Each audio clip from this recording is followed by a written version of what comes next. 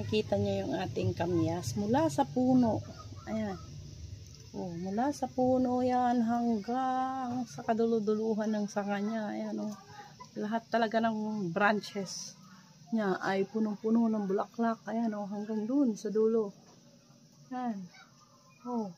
Ayan, oh. Oh. Ayan. Pakarami talaga niya ng bulaklak, guys. Hanggang dulo yan, oh. Oh. Oh. Ayan, oh. May mga bunga na rin siyang nauna. Pero maliliit pa. Ayun, oh. Ang dami talaga, guys. Pag yan na naging bunga lahat, napakarami yan. You know?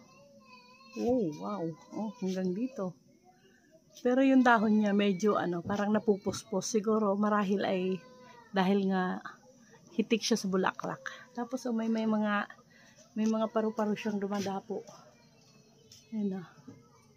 Ayun siyang paru-paro. Hindi makita. Ayun, lumipad. Mga maliliit na paru-paro, guys. Nadapo. Yan. Tapos yung ating itinanim dito na ubi. Ito yung ubi na namumunga. Ayan, oh. Yan, unti-unti na siyang umaakyat. Paakyatin natin siya dyan, guys. Para makapamunga siya. Ayan. Ayan lang yan.